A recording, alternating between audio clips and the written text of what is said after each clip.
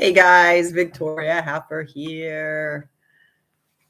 And Spirit has spoken, and today's topic is animals and how they are our greatest teachers and how they are such a mirror for what we're going through. I had two sessions today, virtual sessions, one with a woman who I've been working with in her pupper, and it's so interesting. Over and over and over again, I see it time and time again that our dogs, our cats, our horses, the thing, the challenge that you think you're having with your animal is always a reflection of your innards, of something that, whatever's going on with you and whatever is needs to be addressed with your own possible wounds, inner healing, inner child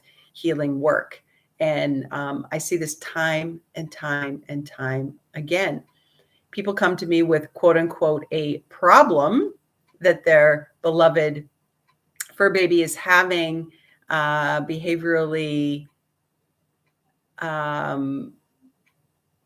And when we dive deeper into the situation, and I'm not saying that, as a professional dog trainer, I'm a huge advocate of teaching our pups, our animals, our horses,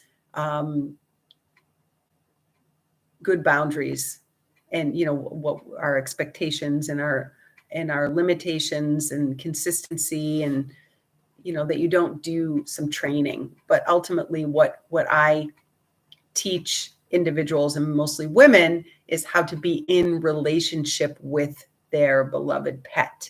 So how do you communicate? How do they know what your expectations are? Often we are using the communication skills that we would use with another human and expect for our animals to even understand what we're even asking for. Often we don't even know what we're asking for. So that's the thing. It's like, where's your clarity on what your expectations are for your pet? So being in that space often as facilitator, as trainer, as mentor to my clients, is to say, okay, what is happening here? What are my triggers? What's showing up when my dog does this or doesn't do that? And where can I take responsibility for what is showing up in that space? Another woman I spoke to today on an exploration call was talking about an injury that her dog had, and she was spiritual herself, and she really in the space of being challenged by surgery or no surgery for my dog when it comes to a torn ligament or meniscus, and us believing that we can heal ourselves in so many levels.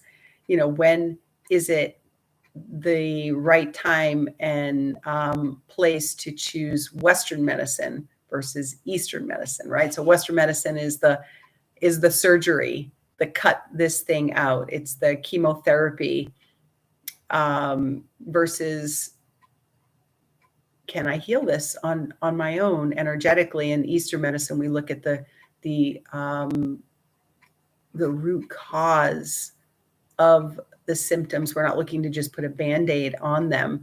And I'm not here to say which is right or wrong. I'm not judging any of it. I teach you how to make the right decision for you. We are multidimensional beings who chose to incarnate into this lifetime in this physical body. And one of the greatest superpowers that you can have is to truly know and believe that you are the universe. I am you, you are me. We are all connected. So when we were in that space of the multidimensional being that you are before you chose to incarnate into physical manifestation, into a body, you are pure energy. So everything is energy. That has been proven. That is neuroscience, quantum physics, all of it, right? We don't have to sit here and agree or disagree about it. It is true, it's proven, it's science. So if indeed that is the truth, before your soul incarnated into your mama's belly, right? At that point, you were all of it. You had a connection to all of the divine wisdom, multi-dimensional, multi-planes of existence. And so I teach highly sensitive women how to trust their inner knowing. That is the greatest superpower you can have. Now, animals are extremely intelligent, sentient, magical beings, and they chose to incarnate for whatever reason they did. Each animal soul will have a divine purpose as well. Now, it may be to assist you in your sovereign divinity.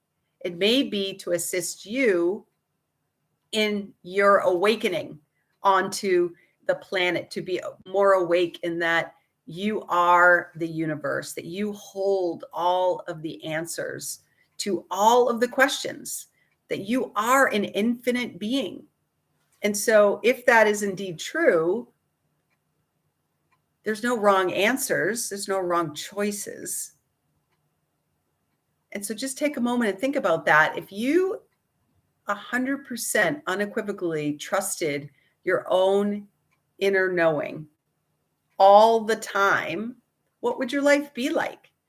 And what if your dog, your horse, your cat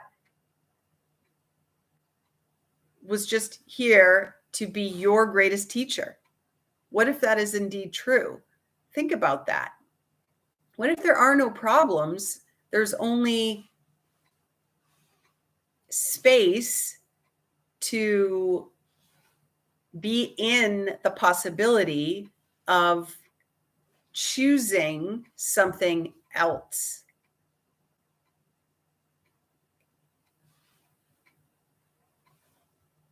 So I could sit here and tell you so many stories about my clients, stories that I've read around animals. And even this woman I was speaking to today, she had said how she found me was she literally woke up in the middle of the night and she, which I said, well, who do you think woke you up?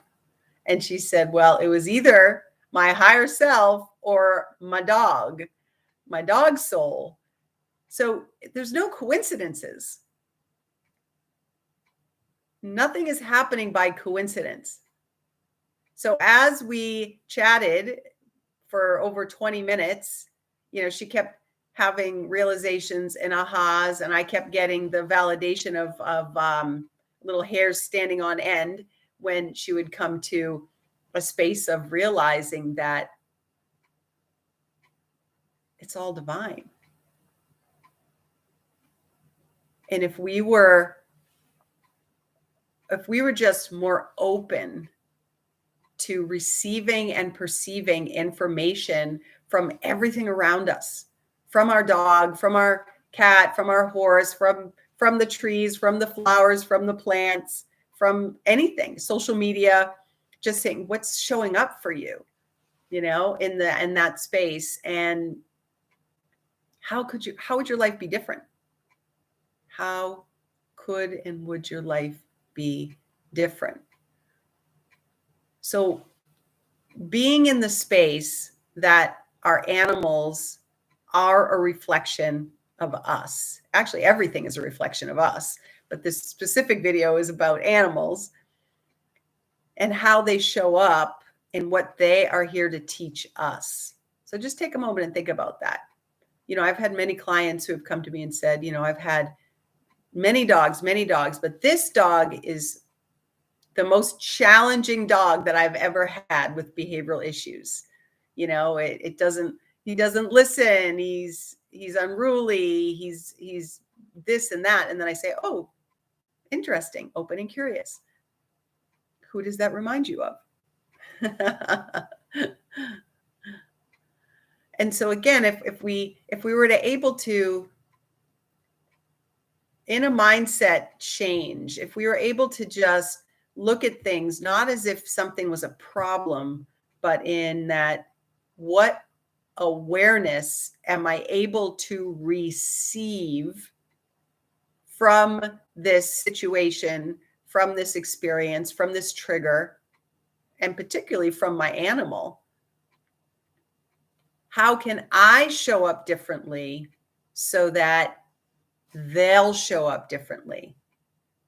Right? What are you not paying attention to that if you paid attention to it and shined a light on it and went, did some exploration, deep diving, went out into nature, and you're in the space of the awareness, maybe some journaling, yoga, meditation, dance, Tai Chi, Qigong, some kind of conscious movement that can help you to bring your right and the left hemispheres of your brain into balance, your creativity with your analytical, logical side, then how could your life be different? So let me know your thoughts about that.